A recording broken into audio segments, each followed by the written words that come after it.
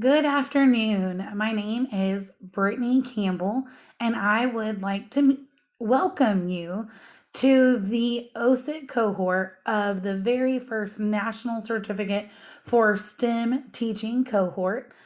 We're calling this a live launch because traditionally we do have these on a live Zoom session. But out of respect for you all and your time this summer, we did want to give you a live launch where you can work at your own pace and on your own time. So I just wanted to say hi, welcome to one of the coveted positions, and we're excited to get started learning with you all. A little bit first about myself. I have been assigned the coach for your cohort. So, not only will you be receiving communication about sessions from me, you'll also be receiving your feedback on your portfolio submissions from me. I am one of the lead coaches here at NICE. I'm also going to be the OSIT point of contact for your cohort.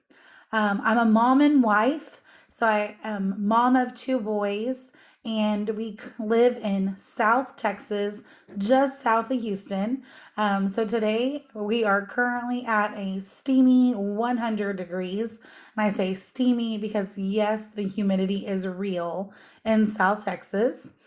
I am a believer of STEM education. I am a former middle school science educator. I also coordinated the magnet program, which was a math and science magnet program for our local school district. But now I get to work with you all in an area that I'm passionate about, which is STEM education and helping you all through your journey of STEM education to receive your STEM certificate from the National Institute of STEM. So, again, welcome, welcome, welcome. We are so excited to have your cohort joining our program.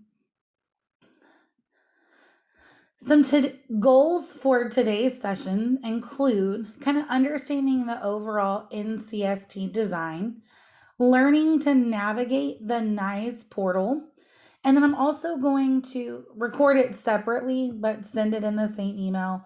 Work on the steps of a submission so that way you all can submit your first submission with confidence. We know it's summertime, and technically, we're not asking your cohort to get started until the fall once we, get rolling with the school year again. But we know that some of you are chomping at the bit. You now should have access to your account, and you might want to play around with some submissions this summer. So, our goal is to give you the tools to do that successfully, but by no means are we expecting you to get to work at this point. So, again, if you want to dive on in and just kind of play around and get your feet wet and get started, we welcome that. But by no means is that an expectation at this time.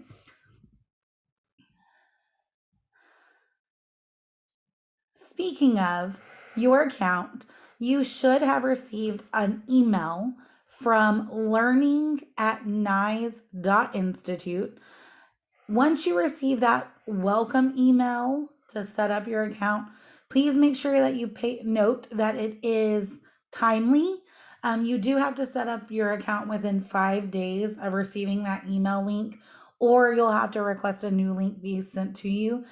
So when you do receive that email from learning at nice.institute, please go ahead and just take a few minutes. It shouldn't take more than 5 minutes of your time to set up your account. That way you can get started whenever it works for you. If for any reason that you did not get it done in the first 5 days, or let's say you haven't received that email just yet, and if you're ever having account issues, just email me. I will be glad to make sure that we're working on getting you what you need. You can always email me and I can get with the right people to get your account set up. With that being said, we're going to kind of talk a little bit now about the setup of our program. So, our program is an online certificate where you will learn and then you will also submit work for feedback. The big premise of our program is self-reflection. And so while you're learning, you'll also be doing some observations that you will be self-reflecting on. The learning is broken down into 3 different domains. So you'll see here we have domain 1. Domain 1, I really refer to this as those good teaching practices we all should be doing, whether it's a science classroom, a math classroom, a music classroom, no matter which classroom you're in, these are great, good teaching strategies for setting up your classroom for success. It's solely based on the classroom environment. We kind of break down each domain into actions as well. And then from there, we break it down into the indicators. So for domain 1, when we're calling it creating an environment for learning, some of the actions that we incorporate are classroom culture. This includes the setup of your classroom, the arrangement of your classroom, how students get supplies, those fine details that sometimes we take for granted because we may do that at the beginning of the school year and we may not be thinking about it once we're in the trenches of the school year. Another piece of classroom environment is cooperative learning, technology, and then as well as kind of some real world applications to the learning that your students are doing. For domain 1, you will actually be working on 12 different indicators. So you will be submitting 12 different portfolio submissions over the topics in creating an environment for learning. Our second domain is building scientific literacy. You'll see we kind of have that broken down into actions 5 through 9. Again, you'll be working on submissions for indicators 13 through 27 that you will submit into the portal. Scientific literacy, when we think literacy, a lot of times our brains tend to go towards reading and writing. Well, this includes a little bit more than reading and writing, but it is just that as well. Things like student misconceptions, questioning, inquiry, all of that goes into domain 2. Lastly, domain 3 is where we start bringing in those scientific and engineering practices. You'll see that's our last 5 action areas. You'll be working on 10 different indicators over scientific and engineering practices that you'll submit into the portal for that reflective feedback. Some of the topics of these actions include investigations, engineering design process that you'll go through with your students, data, so collecting that data as a teacher, a lot of times through formative assessment, and then what you do with that data as well, and PBL, as well as scientific explanations and argumentation. We know our students love to argue from time to time, so now we're giving them the tools to be successful in setting up those scientific arguments. This is what I would refer to as the meat and potatoes of our program. So 3 different domains broken down into actions as well as indicators. Now we're going to take a look at the portal, and what I just referred to, it'll start to make a little bit more sense once you dive in and you're able to log into the portal and look at the different features. Many times, I would say in a live launch, it would be helpful if you would have 2 screens where you could watch me and do this at the same time. So if you have that setup possibility, you may want to watch the video as well as be clicking through your portal as I'm showing you the different features. The great thing about this recorded live launch is you'll be able to play it or watch it as many times as you want or need or like to. Of course, you can stop it, you can rewind. So that'll be an excellent feature for you all to take this and make it what you need to be successful. When you log into the portal, your screen will look like this. Notice you'll see up here has your name. Hello and welcome. Then you'll scroll down just a little bit and you'll see the program certificate for STEM here. We are on our 2.0 version. You'll click launch. This will be your main workspace in the portal. Notice up here, up at the top, I'm just going to point out the ones that are most important. If you ever get lost, of course, and you need to kind of be taken, I say lost, in the metaphorical sense. If you ever get lost in the portal and you need a refresh to get started from a page that looks familiar, you can always click the home button. Notice it'll take you right back to where we started. Scroll down just a little bit and you'll click the launch button here. The other key feature that I love to point up here on this top toolbar is this right here. Again, if you ever have a question, if you get stuck, if you just want to run something by me before you submit it, feel free to reach out to me via email. You may already have saved my email in your inbox. Again, I'll be the key person communicating to you from the National Institute of STEM. So here you will also be able to submit an email really quickly. So you'll put the topic, whatever your question may be, and you'll get started. And once you click email message, it'll send it to me. Of course, if you want to attach something like, hey, this is my collecting evidence document, does it look okay? You can attach that file here if you would like to, but you can always email me through the portal as well. Again, I'm going to get back to that home page. So just to kind of show you, I could have hit the back button as well, but the more you see how to dive in, it usually is helpful. You'll see here, this is your main dashboard. As I said, you'll be working on 38 different portfolio submissions. You will be completing one submission for each indicator in our program. This is the best feature to kind of keep track of your progress. So whenever you have a submission completed, it will go here in this bar. Now, it does not show it as a completed submission until I have accepted it and provided your feedback. So let's say if you submit a submission, it will not flip over and actually give you credit for it until I have accepted it and provided that feedback on my end. Anytime I do provide you feedback, it'll pop up here.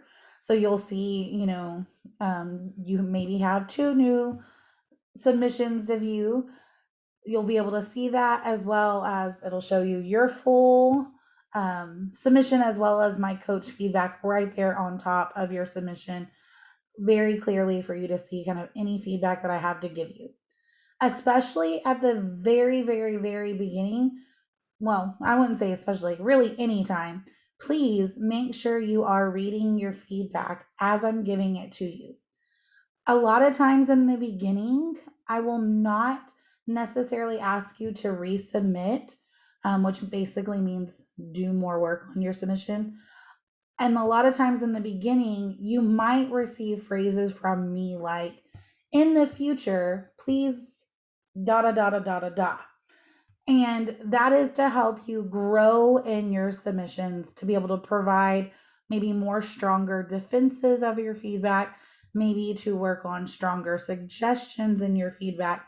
So always make sure you are reading that feedback so that way you can apply it to future submissions as well as maybe any other takeaways of those reflective teaching practices that you might be able to garnish from taking in that feedback. Now, you may have already heard me say that word resubmit. So, whenever I'm looking through your feedback, I basically have 2 options as your coach. I can accept it as is and give you that credit, or let's say it's unclear to me that your understanding of that indicator. I may ask for a resubmit. And my request for a resubmit, I will always give you very clear instructions on what it is that you're lacking or what it is that I'm unclear on. and ask you to resubmit that one portion of your portfolio just to strengthen maybe, like I said, your suggestions or your evidence. So if I ask you to resubmit, it's an easy process. You go in to the submission portal, you tweak it just a little bit based on that feedback, and then you submit again. Again, anytime you have an indicator submitted, it'll kind of keep track of it here. So that's the big gist of what you'll see when you log into your dashboard. Now, let's say you're ready to do some work. The easiest way to navigate through, I believe, is this right here where it says NCST certificate map. This is probably the most used feature that I go to in the portal, but I also want to show you the launch button right here. They're going to take you to the exact same place. So when you're ready to dive in, this is going to launch your program. So I'll click on it. Notice here, it's going to have an introduction and overview, and then it's broken down by the different domains. If you click, you'll notice it'll break it down by the different actions. And then if you click the triangle again, based on action, you'll see the different indicators. To be honest, I prefer not to use these triangles. My preference, my way that I feel is the most efficient for me to get where I need to go quickly is I prefer clicking the expand all button. Notice when I click on expand all, it's going to open up every single indicator for me. Really, it's up to you how you navigate. There's multiple ways to navigate, but I do like to show you both options. So I'm going to kind of go back from the beginning and show that to you one more time. Again, you can click on the NCST certificate map. It'll bring up this page here. Let's say you're well into the program and you're ready to work on indicator 15. Notice when I click expand all, I'll be able to quickly scroll down and find whichever indicator it is that I'm working on. You'll notice over here you have two icons for each indicator.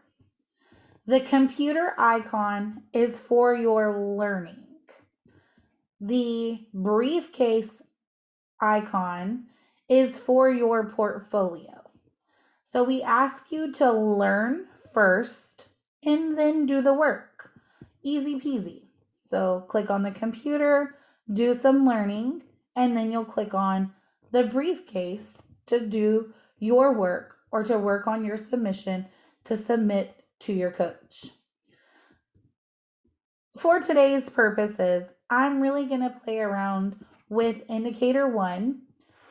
Do note that our indicators 1 through 38 do build upon each other. So like for instance, domain 1, we believe that a teacher should be proficient in domain 1 before they begin working on their craft in domain 2, and then the same thing for domain 3.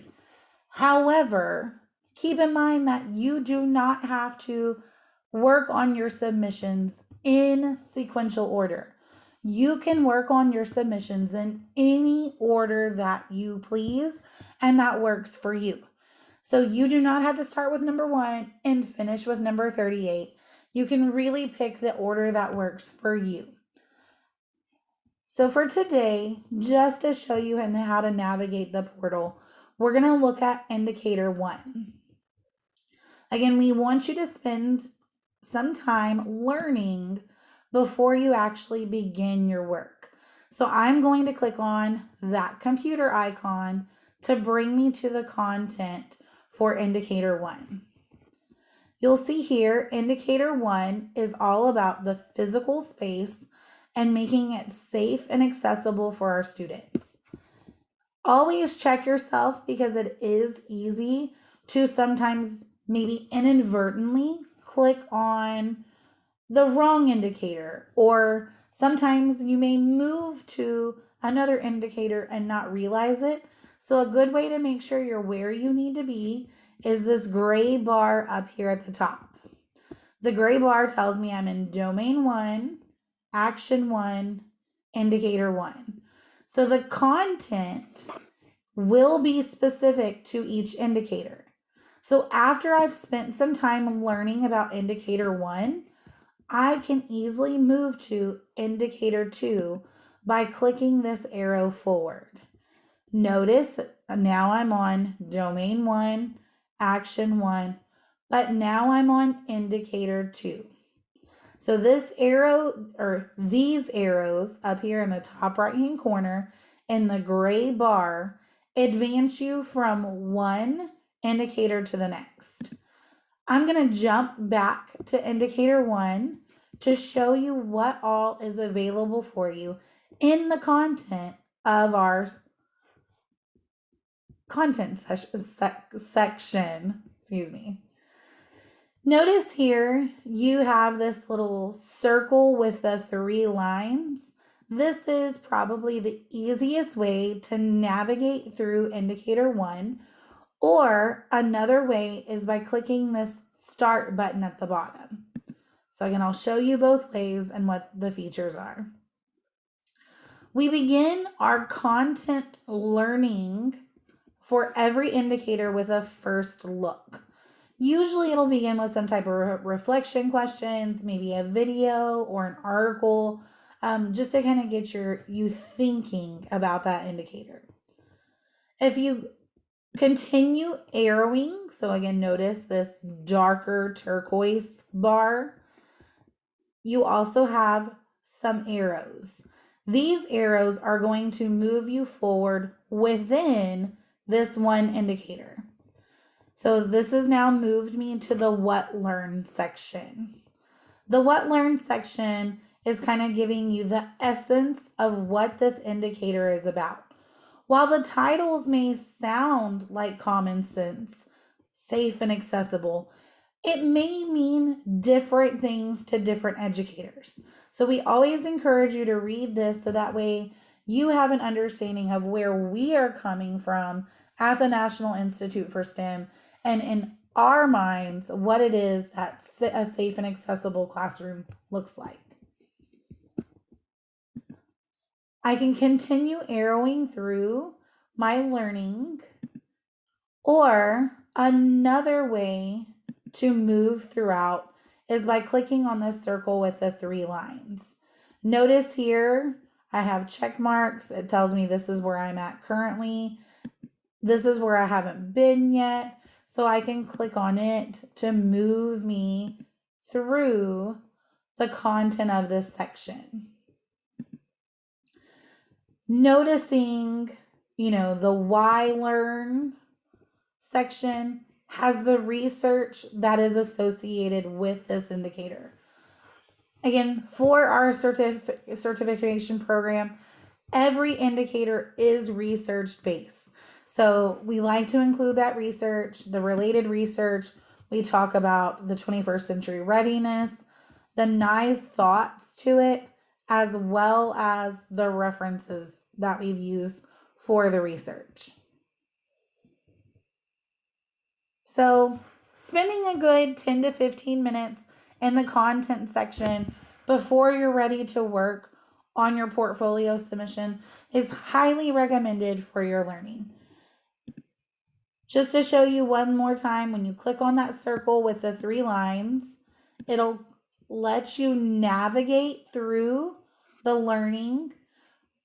If you feel pretty proficient in that indicator and you feel like you don't need to spend as much time learning, that's okay too.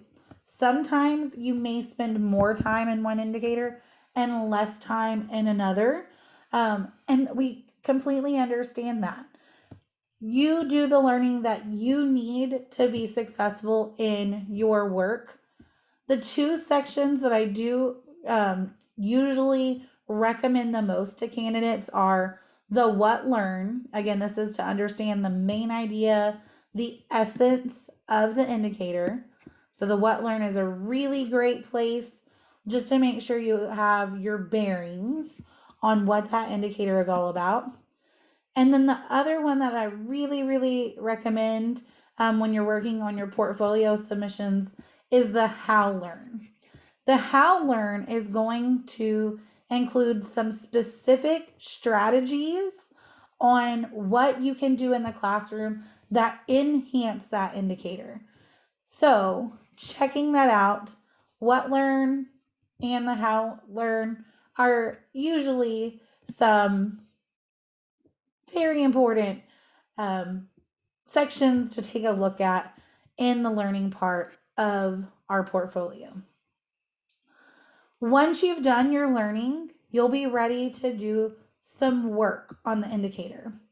So I'm just going to show you today how to actually access that work. So notice I clicked on the computer now, and it brings me to my portfolio submission for indicator 1.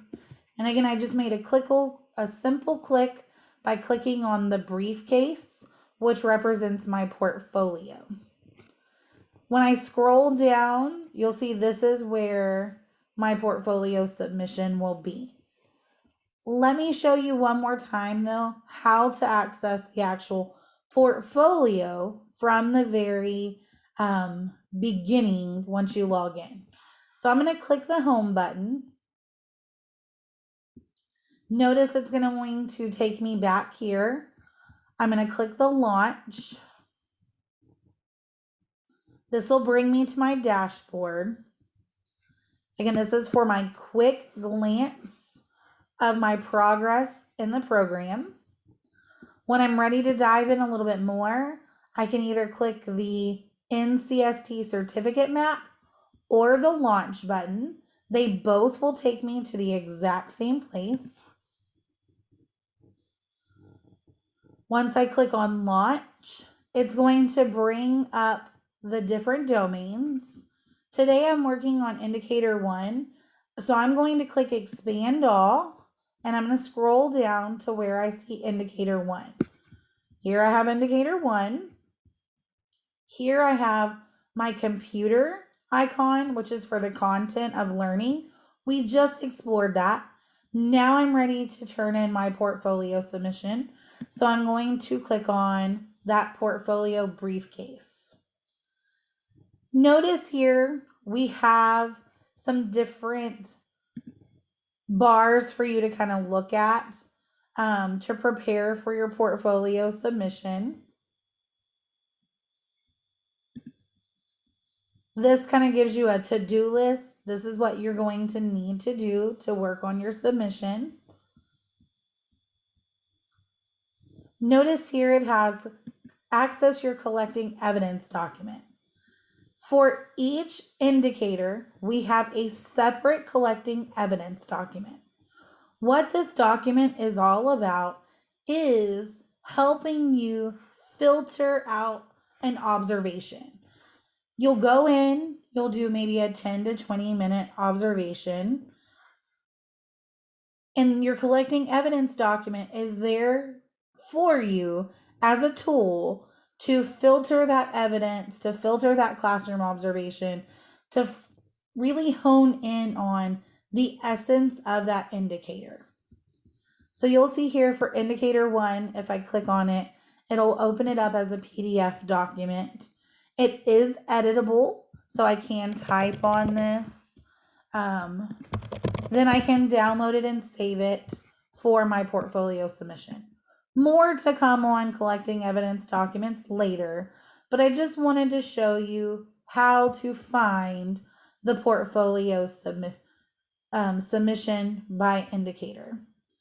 Again, I'm going to go through the parts of the portfolio submission in a second video, but just giving you a quick glance at it before we move on. Two other highlights before I end this first part of the introduction to the portal is this, the video library. We do encourage that your observations be of your own teaching. So sometimes maybe you are able to record your teaching. Maybe you can ask a colleague to observe you and help you complete your collecting evidence document. We know that there is value in you being reflective of your own teaching practices. So we do encourage you to use your own teaching practices for your submission work. However, we know that you can't always do that. So we do like to provide you some flexibility in your observations. Whenever you do an observation, it can be of your own teaching, of a colleague's teaching, or you can select a video. Any video that you find online, maybe a colleague has recorded their own teaching and they'll share their videos with you. That is more than appropriate to use. Yet, we also want to provide you with an easy place to find videos to get some submissions if you are struggling to do them live or find videos on your own. So notice down here, it's the second to last bar feature. You will see we have a video library. Once you click on it, you do have some variety. You are able to select the level of classrooms you would like to see. You can sort them by action. You can also sort them by indicator. So if you're looking for a video that's going to include, let's say today we're working on indicator 1. I'm a former middle school teacher, so I would click middle school. And then down here I would scroll and I would click apply. Now this has pulled up 2 different videos that apply to me, a middle school teacher, for indicator 1. I can click on the video, I can play it to do my observation. Notice this video is 52 minutes long. Again, we do not ask that every observation be a full 45 to 50-minute observation. We ask that you observe for 10 to 20 minutes generally. Really, if you can thoroughly complete your collecting evidence document and your contextual data, which we'll talk more about in a little bit, that is all that you need for your collecting or for your observation. So I'm not going to say you have to set a timer and be in the classroom for any certain amount of time. You need to make sure that you are able to do your work with that observation. So whatever that looks like for you, that's what it is that you need to do. Video library is a great feature because we do have such a variety in there. However, I also want to make note of the variety of levels. So not every video that is in our library is an exemplar video. These are not role model examples. You're going to see some variety in the levels. We will have some novice examples, we'll have some gaining skills, proficient, as well as role model. So just because it's in our library doesn't mean it's the strongest that you'll ever see for that specific indicator. Just one of the resources of tools that we wanted to provide you with for your experience. Video library. It's a perfect one for summertime or whenever maybe you're off of school and you're unable to get some observations in. It's a great resource to use. The other one, the last bar that I want to point out down here is the collecting evidence library. If you click on this, it will pull up a very large PDF, so it's going to take a second to download. And what this is going to be is a book, essentially, of every single collecting evidence document from indicator 1 through 38 in one document. In just a minute, I'm going to leave you on this video with some tips and tricks. One of the tips that we recommend is that you get organized from the beginning. So once you get started, notice whenever you pull this up, It's 42 pages. We do recommend that you print your collecting evidence documents. Some people won't because it is editable. You can, and you like to, if you're very tech savvy and the editing of the documents works for you, we encourage that. But we also know sometimes to go in and, for those live observations, it's hard to take your computer with you. And so the paper copy may be best to go in to do your observations. Whenever I went through the program, you'll see I actually put mine in like a little bound notebook. So I just had to grab this when I was ready to go do an observation. So that way it would be easy peasy for me, not too heavy in my bag of all the things teacher. So I could easily get my observation documents out and complete them when I was there for an observation. All right. That is a big introduction, or, a quick and crazy madness introduction is what I feel like it is, to the portal, where you can see all of the different features that we have for you. The last thing I'm going to end this video with is some coulda, woulda, shouldas. So now that we as the coaches have gone through the program, we have some suggestions for you. These are things that will make your life easier to be organized and to keep up with the work. The first one is create a pacing guide for indicator completion. Everybody will work at different paces. Some will work a little bit faster, some will work a little bit slower. So you decide what pace is good for you and make yourself a checklist by indicator, so that way you kind of keep track of where you're at and where you want to be in the program. And we do recommend printing out those collecting evidence documents for all 38 indicators. You can store them in sheet protectors in a folder or a binder, or, make a notebook kind of like I did. Really, whatever works best for you. Kind of put that checklist at the front so that way you always have it. On mine, I even set mine up where I had done check for once I had done the observation, and then a check for once I had actually submitted the work. Sometimes I would get, have the free time to go do the observations, but I wouldn't have time to do the work until the following week. And so it helped me stay organized with, I've done the observation, now I'm turning in the work. Again, I've already mentioned this today. Use your own lessons as much as you can for your observations, because again, we know that that really promotes the reflective teaching practices. You can use your observations more than once. Now, I would not want you to observe one classroom for one time for 38 indicators. That is not real life. That is not what we're looking for here. But we do encourage you to use one observation, maybe for 3 to 4 different indicators that are closely related. So kind of keep that in mind. Collaborate with your peers. By no means should you be submitting work that looks the same as your peers. It should be in your own thoughts and your own wording, but we do encourage collaboration. We want you to observe together. We want you to talk about those observations and then be able to kind of collaborate even on your collecting evidence documents or your contextual data. But then whenever it comes time to the work that you're putting in on your evidence and your suggestions that you're putting forth for that teacher, we do want that to be your own thoughts. So collaboration is great, but make sure you're doing your work as well.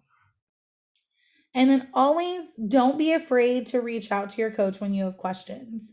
So that's our goal here, is to support you and your success in the program. Any question, it's not a silly question. Again, I went through the program myself, so I've been in your shoes and I know what it's like. So I'm here to help and answer any question that you may have. Even if you get lost and you're not sure what to start on or how to get into the portal, I can very easily record a little video and send it your way. We can set up a Zoom call that would be at a mutually agreed upon time, where we can sit here and I can show you and guide you with any struggles that you may be having. So don't be afraid to reach out if you have questions or you need some extra support. And then lastly, I want to say thank you for taking the time to view this while you're on summer mode. I am here for you. I am a support for you. Don't hesitate to use me. I'm glad to help. Thank you so much. And I'll be back with another video on actually your first submission and what that might look like. Thank you guys much. Have a great day. Bye bye.